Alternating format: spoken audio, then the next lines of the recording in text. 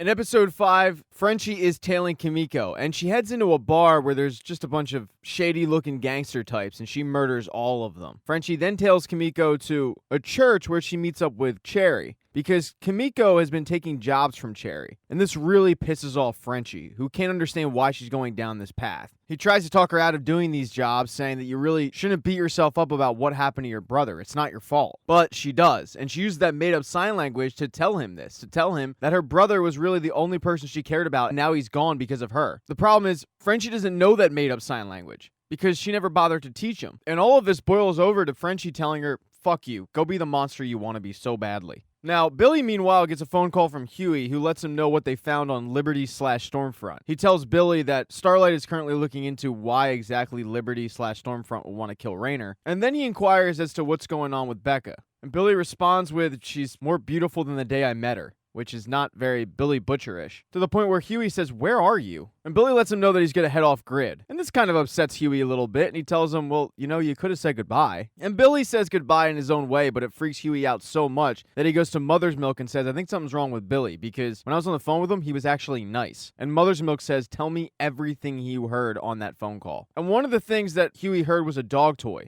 And Mother's Milk knows that Billy keeps his dog at his Aunt Judy's place, and sure enough, that's where Billy went. So Mother's Milk and Huey head on over to Aunt Judy's place, and as soon as Billy sees him, he tries to kick him out. They headed there to get help with Stormfront, but they headed there more so because they're worried about Billy. Mother's Milk asks, where the hell's Becca? And Billy once again tries to kick him out of the house. But since they won't leave, Billy decides to leave. And when he gets in the car, he notices that in the rearview mirror, Black Noir is on the rooftop of a house across the street.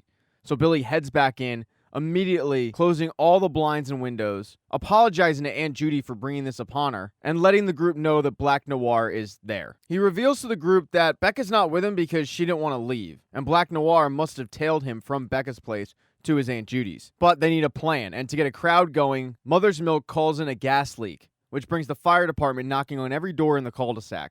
It buys them enough time to formulate a plan and make some pressure cooker bombs. But this is making Billy feel guilty because he knows that he's putting people's lives in danger, so he decides that he'll just go outside and give Black Noir what he wants. But Huey says, no, you can't do that. This causes a fight between Huey and Billy where insults are hurled at Huey's direction, but Huey's not moving. And when Billy says, am I going to have to make you move? Mother's Milk shows up behind him saying, you might be able to move him, but you're not going to be able to move me. So Billy Butcher's staying put. So the group sets the pressure cooker bombs around the house, they head down to the basement, and they wait for Black Noir to show up. And while they're waiting for Black Noir to show up, Huey has a conversation with Aunt Judy, because Aunt Judy compared him to someone named Lenny. And Huey wants to know, why exactly am I like Lenny? And you find out that Lenny is Billy's little brother that no one knew about. And Lenny was this nervous, skinny, nerdy-looking kid who used to get made fun of all the time, and Billy used to come to his defense. In one such instance, he was beating the shit out of a kid. No one can pull him off of him.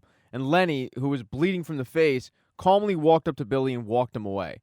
Lenny was able to get Billy to be less Billy Butcher-like. He was like a calming influence on him. But unfortunately, Lenny isn't with us anymore. Although you don't find out exactly what happened to Lenny because one of the pressure cooker bombs goes off, interrupting Aunt Judy's story. And the pressure cooker bombs continue to go off, but Black Noir continues to walk forward. The group makes a run for it, and Billy tries to lock them out of the house, giving Black Noir what he wants. But right as Black Noir and Billy are about to go at each other, Mother's Milk makes his way back into the house, shooting at Black Noir, but doesn't affect Black Noir, and he just throws a knife at Mother's Milk, taking him out. Huey tries the same approach, shooting Black Noir to no luck. It does distract him enough for Billy to attack him, but not enough for Billy to do actual damage, and Black Noir throws him to the side. And as it looks like Black Noir is going to kill Huey, Billy steps forward saying, if you want to save your career, you're not going to touch any of us. Because I have pictures of Homelander's bastard child that you guys at Vought have been trying to keep quiet. And I don't think the world's going to like it when they find out that Homelander raped somebody and you guys have basically locked up the woman and child, trying to keep the story secret. And if you attack any of us, the pictures get uploaded to the cloud. But that's when Black Noir grabs Billy by the throat and jacks him up. Although he gets a phone call because Stan Edgar is watching all of this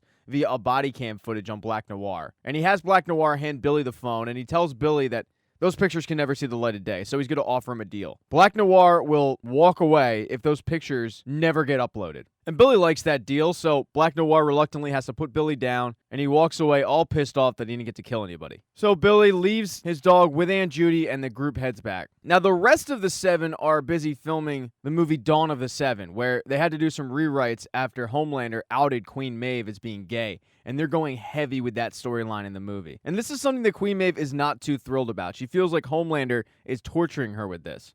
And she goes to confront him about this, but Ashley runs up demanding to speak to Homelander privately because a video has leaked of Homelander going to a foreign country and killing a terrorist, but in the process, he killed a civilian as well. And because of this, there's a lot of public outrage about Homelander being a war criminal, to the point where there's a congresswoman who's been pretty anti-Vought standing in Vought Square with an anti-Homelander protest. And Homelander doesn't really care about any of that, but what he does care about is his approval rating, which has tanked.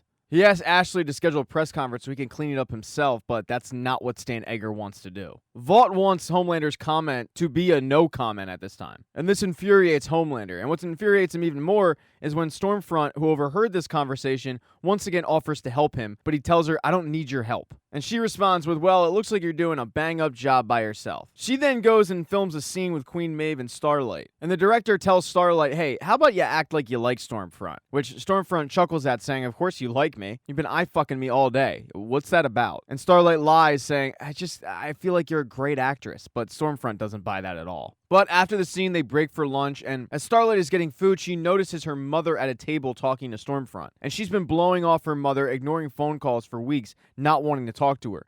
So she's pretty curious of what her mother is doing there. And her mother apologizes, telling her she realizes now the damage that she did by injecting her with Compound V. And Stormfront tries to act like a mediator between the two, fixing the relationship. But Starlight doesn't want a relationship with her mother. Starlight looks at her mom and says this is not the time or place to have this conversation. But Stormfront interjects, saying, "Look, we're all upset about Compound V. I mean, somebody was so upset that they actually leaked it to the press. I mean, could you imagine how angry that person is, whoever they are?" And she stares right at Starlight. She then gets up saying, "I'll let you two hash it out. But if it was me, I'd be grateful to have a mother like her." And walks away. But Starlight is not grateful to have a mother like her. And she doesn't really have any interest in hashing it out. And she tells her mom that she has to go work on another scene and walks away as well. Now, during that lunch break, Queen Maeve wasn't getting lunch. She was busy with Elena and Creative, because they had this whole plan with Elena and Maeve being trailblazers for the gay community, including having Elena dress kind of in boyish clothes. And Elena wants no part of this whatsoever. She doesn't want to be a made-up Ken doll for Vought. And the fact that Maeve isn't defending her on this approach pisses off Elena even more, to the point where she storms off saying, "I'm not going to do this.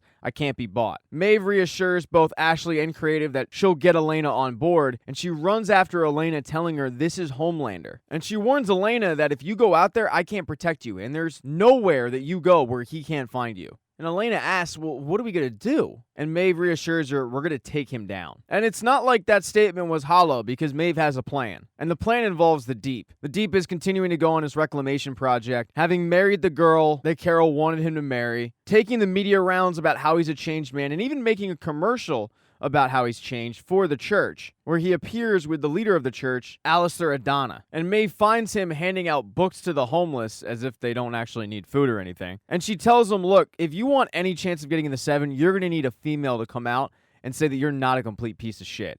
And I can be that female, as long as you help me out." Now, A-Train is also in this Dawn of the Seven movie, but he doesn't want to do the final scene where he leaves the Seven. He wants to leave it more open-ended. And this causes a rift between him and the director, where he's going to have to wait for Ashley's approval on this. And while he's doing so, he's talking to Stormfront about the Deep's reclamation project with the Church of the Collective and how she used to be a member of the church, but then they started letting anybody in. And the bigotry that was hinted at by that woman in South Carolina kind of shows itself, because she's hinting at the fact that they started allowing black people in and they don't belong. And A-Train can sense that she's taking shots at him, but Ashley shows up and the two walk off away from Stormfront, and Ashley gives him an ultimatum. You can do the scene as scripted, leave the Seven with your head held high, and a nice severance package. Or you can fight this with no severance package, where we let the world know that you injected yourself with Compound V and gave yourself a heart attack. And that's not much of a choice. So, in the new movie, The Dawn of the Seven, the A-Train announces that he is going home and leaving the Seven. And he does that scene with Homelander, and as soon as the scene is over, Homelander decides to take matters into his own hands about that protest and heads to Vought Square, shocking everybody, including the Congresswoman. But it doesn't go as Homelander planned, because anything he says, the people in the square hear what they want to, and they flip it on him, to the point where they're all chanting at him, cursing him out. And Homelander has visions of just laser beaming all of them to death, but he can't do that, obviously. And it's at this moment that Homelander realizes that Stormfront might have been right. He's out of touch with his audience, and he needs help. So he reluctantly goes and visits Stormfront at her trailer, where she is on the phone with a nurse trying to convince him to do something to his 17-year-old kid, telling the nurse that, don't worry, he'll be a hero. And whatever the thing is, the nurse really doesn't want to do it.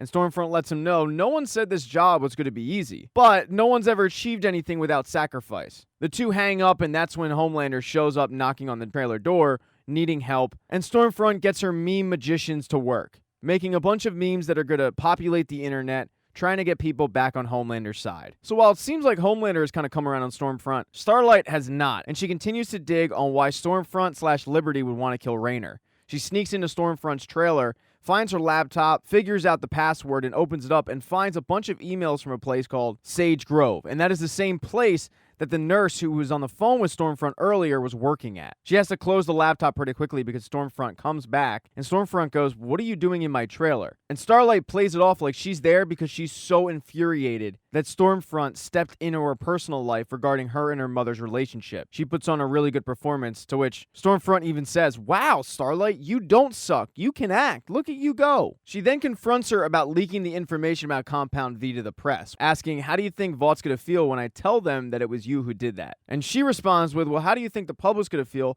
when they find out that you're actually Liberty?" Stormfront kind of chuckles at this, saying, "I like you. You're gonna be a big help to me," which is something that Starlight doesn't understand. But the two are interrupted by Homelander, and Starlight sees herself out, and Stormfront doesn't rat Starlight out about the whole Compound V thing. But Homelander is there to thank her because his approval rating is up, and he says, "Hey, I owe you one." And Stormfront decides to cash in on that, having this weird superhero sex thing, where Homelander tries to laser off her tits, realizing that he really can't, and she is incredibly powerful, but the two bang each other's brains out. Thank you so much for watching this recap. Please consider subscribing to the channel. If you don't see the next video up in the corner, don't worry, I'll get it up in a couple days. Hit thumbs up if you liked the video, hit thumbs down if you didn't, and be nice in the comments section.